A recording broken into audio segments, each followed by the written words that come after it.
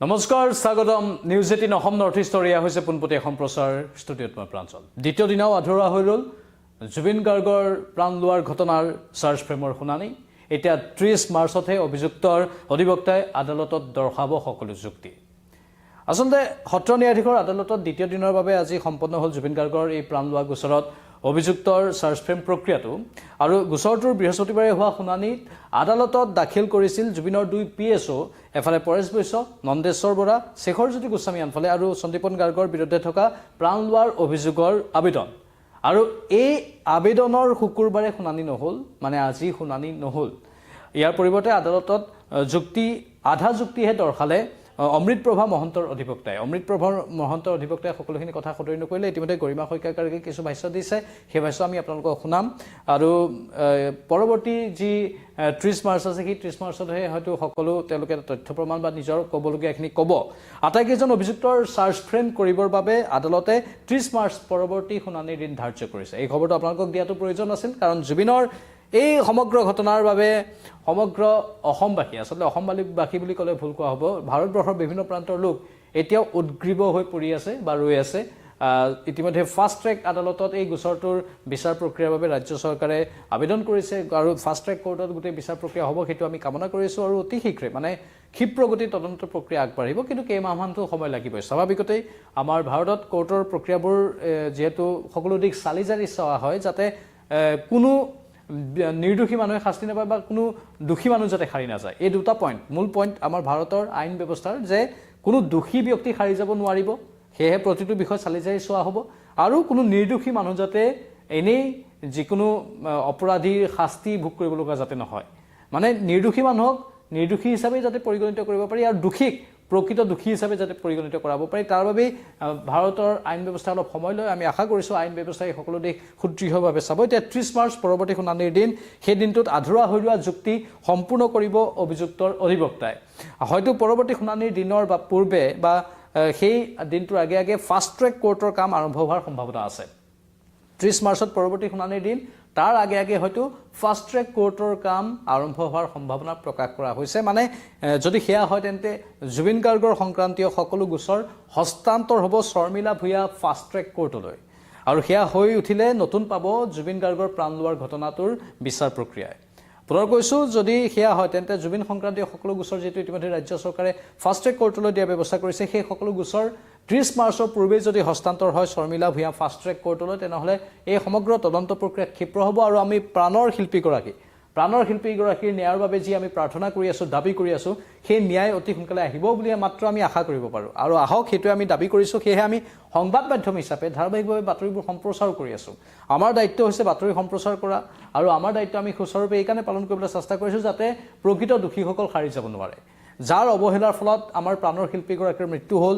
এই প্ৰাণৰ শিল্পীগৰাকী কিমান কম বয়সতে কোনে মৃত্যুৰ গৰাহলৈ লৈ গ'ল সেই সকলো কথা তথ্য পাতি ফাদিল হ'ব লাগে ইতিমধ্যে গৰিমা শইকীয়াকাৰ পামী বৰঠাকুৰ পৰিয়ালৰ বিশেষ সদস্যসকল আৰু লগতে অসমৰ সচেতন নাগৰিকসকল যুৱ সমাজে এই বিষয়টোত মাত পাতি আহিছে যুৱ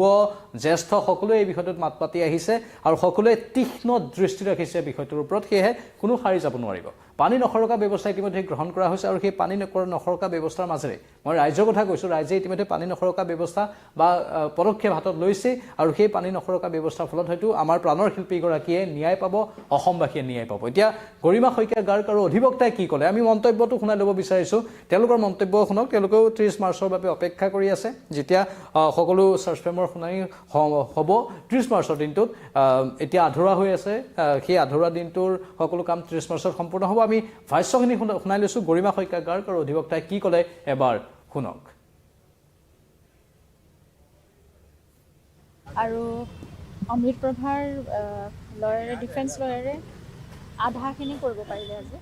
আৰু অহা 30 তাৰিখে ডেট দিছে 30 তাৰিখে বাকীখিনি কৰিব আৰু বাকী গোটেইকেইজন একিউজডৰ কাৰণে ডিফেন্স লয়াৰে তেওঁলোকৰ আৰ্গুমেণ্ট দাঙি ধৰিব সেইটোৱে আৰু তথ্য সহকাৰে কোৰ্টত আৰু বাকী আজি অমৃতপ্ৰভাৰ এডভকেট তেখেতে আজি আধা পাঠ কৰিলে আৰু নেক্সট 30 তাৰিখে আমাৰ এই হিয়াৰিংটো প্ৰেছাৰ কাৰণে ৰাখিছে য'ত আটাইকেইজন যিটো ডিফেন্স আছে ডিফেন্সে আটাইকেইজনে এইটো কৰিব মানে চাৰ্জ হিয়াৰিংটো কৰিব দিনা প্ৰজিকিউশ্যনৰ ফালৰ পৰা চাৰ্জ হিয়াৰিংখিনি আজি শেষ হ'ল আৰু অমৃতপ্ৰভাৰ লয়াৰে ডিফেন্স লয়াৰে আধাখিনি কৰিব পাৰিলে আজি আৰু অহা 30 তাৰিখে ডেট দিছে 30 তাৰিখে বাকীখিনি কৰিব আৰু বাকী গোটেইকেইজন একিউজডৰ কাৰণে ডিফেন্স লয়াৰে তেওঁলোকৰ আৰ্গুমেণ্ট দাঙি ধৰিব সেইটোৱে আৰু তথ্য সহকাৰে কোৰ্টত আৰু বাকী আজি অমিত বাৰ এডভকেট তেখেতে আজি আধা পাঠ কৰিলে আৰু নেক্সট 30 তাৰিখে 30 তাৰিখে আমাৰ এই হিয়াৰিংটো প্ৰেছাৰ চিমিংখন ৰাখিছে য'ত আটাইকেইজন যিটো ডিফেন্স আছে ডিফেন্সে আটাইকেইজনে এইটো কৰিব মানে চাৰ্জ হিয়াৰিংটো কৰিব দিনা প্ৰকৃত অৰ্থত ন্যায় দিব ভাৰতীয় ন্যায় ব্যৱস্থাৰ ওপৰত আমাৰ প্ৰতিজনৰে বিশ্বাস আছে আমিও ন্যায় ব্যৱস্থাৰ ওপৰত আস্থা ৰাখি দাবী উত্থাপন কৰি আছোঁ যে প্ৰাণৰ শিল্পীগৰাকীৰ ন্যায় সোনকালে আহক মূল যিসকলৰ গায়ৰা মনোভাৱ বা যিসকলৰ কিছু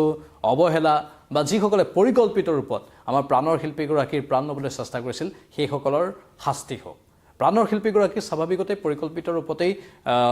প্ৰাণ লোৱাৰ চেষ্টা চলিছিল সেই কথা ইতিমধ্যে চাৰ্জশ্বিটত উল্লেখ থকাৰ কথাও সদৰি কৰা হৈছে এটা পক্ষৰ পৰা সেই তথ্যখিনিও আহিছে এই পৰিকল্পিত গোটেই কথাখিনি এটাৰ পাছত এটাকৈ জাগ্ৰত হওক ইতিমধ্যে কোনোবাই কিছু পৰিমাণে নিজৰ বন্ধ হৈ থকা একাউণ্ট খুলিবলৈ সক্ষম হৈছে শ্যামকানু মহন্তই সেইবোৰ ক্ষেত্ৰতো আদালতে অধিক সক্ৰিয়তাৰে পদক্ষেপ গ্ৰহণ কৰক যাতে অধিক কোনো ধৰণৰ সুৰুঙা থাকি নাযায় তেওঁলোকৰ বাবে অভিযুক্তসকলৰ বাবে অথবা কোনোবাই পানীৰ ফেক্টৰী খুলিব লৈছে এই যিটো মূল অপৰাধী হিচাপে যাক গণ্য কৰা হৈছে সেই বিষয়বস্তুবোৰৰ ওপৰত বিশেষভাৱে সতৰ্ক দৃষ্টি ৰাখক ইতিমধ্যে যি অধিবক্তাসকল আছে এই সমগ্ৰ গোচৰটোত জুবিন গাৰ্গৰ পক্ষত বা এই ন্যায় ব্যৱস্থাৰ পক্ষত সেই অধিবক্তাসকলেও সকলো ব্যৱস্থা কঠোৰভাৱে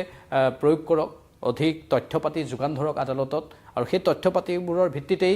যেহেতু ৰায় প্ৰদান কৰিব সেয়ে তথ্য পাতিবোৰ সবল হ'ব লাগিব আৰু সবল তথ্য পাতি দিয়াৰ বাবে চেষ্টা চলাই থকা বুলি আমি শুনিবলৈ পাইছোঁ আমি আশা কৰিম সেই তথ্য পাতিবোৰ সবল ৰূপতেই উত্থাপন কৰি থাকক কাৰণ আমাৰ প্ৰাণৰ শিল্পীৰ কথা এই প্ৰাণৰ শিল্পীৰ বিষয়টোত স্বাভাৱিকতে অসমবাসী ৰাইজ আমি সকলোৱে লাগি থাকিমেই আৰু আমাৰ দৃষ্টি পোনপটীয়াকৈ থাকিব আৰু ধাৰাবাহিকভাৱে আমি সংবাদ মাধ্যম হিচাপেও এই বিষয়টোৰ ওপৰত আমাৰ হেঁচা প্ৰয়োগ কৰি থাকিম যাতে আমাৰ প্ৰাণৰ শিল্পীগৰাকীয়ে ন্যায় পায় আৰু প্ৰকৃত দোষীসকল যাতে হাৰি যাব নোৱাৰে আপোনালোকৰ বহুমূলীয়া মতামত আমাৰ কমেণ্ট বক্সত কমেণ্ট কৰি জনাব পাৰে পৰৱৰ্তী সময়ত আকৌ আহিম লাইভত